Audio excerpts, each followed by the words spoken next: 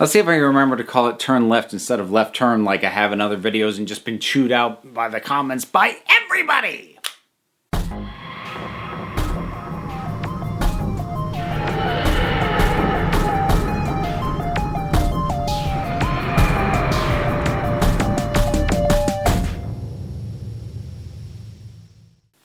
Not that I'm bitter or anything. Hey folks, it is time for our overdue Doctor Who review, but before we get into it, allow me to remind you that this particular episode of Council of Geeks is brought to you by the Radio vs. the Martians podcast. Mike Gillis and Casey Doran host this wonderful show with a rotating cast of guests, as well as any number of topics. They might talk about Ghostbusters, they'll talk about comics, they'll talk about Star Trek, Star Wars, they'll talk about Arnold Schwarzenegger movies. Oh boy, will they talk about Arnold Schwarzenegger movies. It's always fun, it's often funny, sometimes it's even insightful. Radio vs. the Martians. It's the McLaughlin Group for nerds. Is that even still a current point of reference? Is the McLaughlin Group still a thing? I should look it up before I keep repeating that. In any case, radioversusthemartians.com or wherever you get your podcasts. So, the penultimate story, since I consider two-parters to be a single story, of Series 4. Turn left. This was an interesting one for me to revisit because I don't think of it as highly as a lot of other people do, which I think folks tend to find odd given how much I love Donna. Like, Donna's my favorite companion. Wouldn't I automatically love this? Well, there's a couple things about it. I do love Donna, but what makes Donna amazing is her chemistry with the Doctor. And so when she's on her own, she doesn't suddenly become a bad character, but it is that dynamic that I love more than anything else. So when you remove one half of that equation, that dynamic isn't in play. She's still a compelling character. She's still a good character. She's still well acted. She still gets to act alongside Wilf and a really nice guest supporting cast in this, but it's not quite the same as her and the Doctor. So that's the first thing that I think is part of why I don't think as highly about this as other ones. And might be the most substantive one, because the other reasons are kind of nitpicks. I suppose a lot of it just has to do with, it's one of those things where I've just seen so many sci-fi shows or cartoons or comics, and this sort of what if one thing was different story is a bit of a staple. And the thing is, they nearly always are super dark and depressing. That's like the whole point. It's like this one little thing and suddenly everything's terrible. And then you go back to the way it was. That's, I remember that with the season 3 Buffy episode, The Wish, or, any number of things, like more than I can probably think of. It's kind of, as soon as you are dealing with an alternate timeline where one tiny thing has changed, I mean, it's the classic butterfly effect scenario. You know you're dealing with something where everything's going to go to hell. That's just the nature of it. So, just having to sit there and watch it just get worse and worse and worse and worse, while not bad or unengaging, I know the tricks that this thing has up its sleeve from a very early point in the story. And I did the first time I saw it, and, watching it again, I'm like, I mean, it's good, but I don't know. I don't want to accuse it of being derivative, because it's not like every single thing Doctor Who has ever done is like super unique. But I don't know. I think maybe part of it is like, I just feel like it gets overpraised. I feel like people lash on this and go, it's so original. I'm like, no, lots of other stuff have done that. And that doesn't make the episode bad. It just makes me contrary to the reaction. And maybe I hold that against this episode sometimes. Because I know I've had that happen with other things where it's not the thing I don't like. It's like the praise of it that like sours me on it in a way. And I wonder if that's one of the things that's kind of at play here. But I'm already getting into my complaints. All right, what's good about this? Well, Catherine Tate is quite good, and it is interesting watch her and her family, who we've seen be so lively, so vibrant, vivacious, just get hammered down by thing after thing after thing going wrong. Her mother especially is broken by the end of this. And Wilf, when he's seeing the, I guess they're Italian family being loaded into the truck and noting that labor camps, that's what they called them last time. Which I think is something that felt slightly, manipulative is the wrong word, but it felt slightly like, really, did you have to at the time it aired? But I mean, I don't know. Hits me a little harder now seeing that. And it's interesting how well thought out this is. That's something I will absolutely give this credit for, that oftentimes in these sort of butterfly effect style stories in sci-fi shows or fantasy shows or what have you, it's not always thoroughly thought out, like how much you would have to cover and change. And this is pretty all inclusive, because Russell T Davies had to figure out how to address all the times that the Doctor saved the world, but he's not alive to do it. So how do we deal with these things where it doesn't result in the end of the Earth, but it's still clear that this is worse than when the Doctor was here? So you have things like the hospital still goes to the moon and comes back, and almost everyone there dies, including Martha and Sarah Jane, who was there, as well as the kids who are usually with her.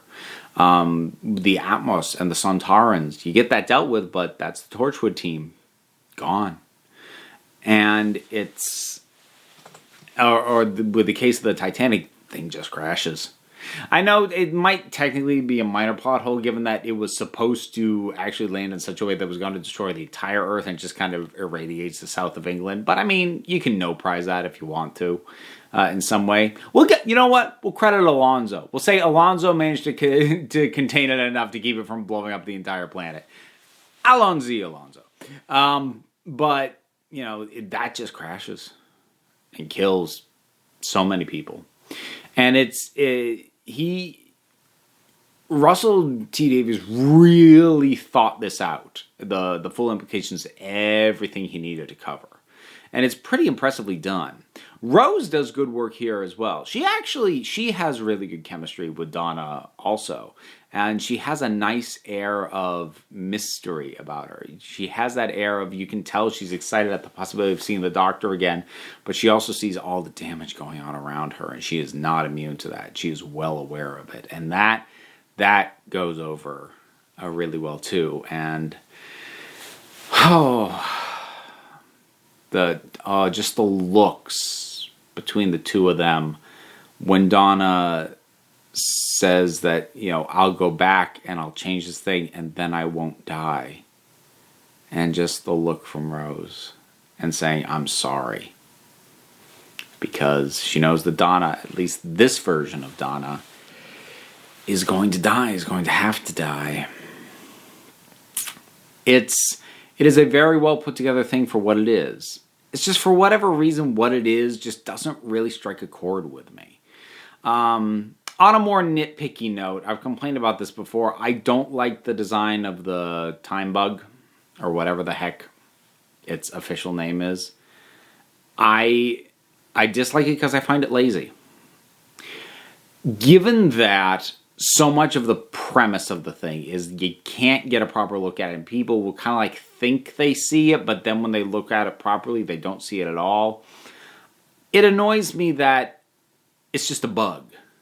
It's just a really big bug, which is, you know, kind of icky a little bit, but like, I really wish that they had taken advantage of the idea that you can't quite see it properly to, first of all, not ever show it properly, but to hint at something way more monstrous. I wish they had gone, Cthulhu-esque on this. And I don't mean like literally designing something that looks like Cthulhu. I mean taking that note of, if you've ever read Lovecraft, the way that things get described is often in these vagaries that you can't quite wrap your head around because it's describing something that we're not meant to see.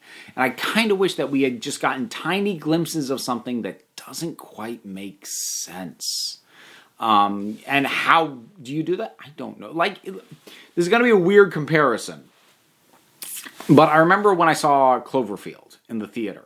And what I really liked about it, up until the very end, where we finally got a good look at the monster, one of the things I really liked about it is the way that it was designed, with how spindly its limbs were, and the angles at which it bent and how it moved. It meant that when you had the ground level view of the thing and you just saw pieces of it like passing between buildings for brief glimpses, what you saw didn't make sense. Or you see one bit of it and you're like, how does that... You couldn't like gel that with the bit you'd seen before. Like you couldn't... These tiny snippets, and you couldn't get a complete picture of this thing in your mind. Like, no, this doesn't make sense. And I wish that the thing on her back was like that, where we get these tiny glimpses of it, like things that are incongruous and like, wait a minute, how can that be the same thing? What? Like, it would have been hard. I'm not saying it wouldn't have. This wouldn't have been easy, but like it was such an opportunity to do something unique and like really unsettling. Instead, it's just a big bug. And that annoys me. I do like that it gets marked as part of the Trickster's Brigade, because the Trickster, if you've never seen Sarah Jane Adventures, was kind of the big recurring villain of the Sarah Jane Adventures. So that was kind of cool to get a firmer link between the things that Sarah Jane has to deal with and that the Doctor deals with. So I've seen some people say they want the Trickster to be pulled over into Doctor Who. I'm not sure I agree with that, because, I mean, he works very well as a Sarah Jane, but he's a little cheesy. But I mean, Sarah Jane Adventures was very much for younger kids, so it worked there. But I don't know about that one. But I thought the link was cool. And there's something... It's a nice build to just have Bad Wolf. Suddenly it's everywhere. And you're like, oh crap. And it lays out so much of the stuff that's about to pay off in the next story. Between the stars going out, the bees disappearing gets another mention, Rose, Bad Wolf, like all this stuff, and it's all going to come to a head in the next story. So this one does a lot. It has to tell a self-contained story, a self-contained sort of what-if depressing story, and at the same time as set up so much stuff that it needs to be in place for the next one. And, Donna... Because this has to set her up, and this really hammers at the fact that she honestly does not believe she's important. Like, down to her soul, she doesn't believe that. Like, when the idea is suggested to her that she is important, just how dismissive. She's insulted by the idea that someone would even suggest she's important. She plays that really well. And so, ultimately, this is good. This is a good episode, but it's just what it's doing just isn't quite my bag. It's not bad. It does it well. But aside from a couple of nitpicks that, again, are pretty specific to me, I just think this just isn't my kind of story. Butterfly effect style stories rarely do much for me. So, I guess I kind of just chalk it up to that and call it a day. It's still good stuff, though. Turn left. What'd you think about it? Whatever your thoughts are, drop something down in the comments, and let's talk about it. Whole bunch of stuff to do down there, because, there's buttons and links. There's the like button. That's a big help. People have been hitting it lately, and I appreciate it. There's also the Patreon. I'd appreciate that as well. Subscribe if you haven't. Check out my socials, my book. Links are all down there. But you also don't have to click on them. I'd appreciate it, but you know what? At the end of the day, I'm not going to tell you what to do, because you're the council. I just run the meetings. And until next time, this council is adjourned.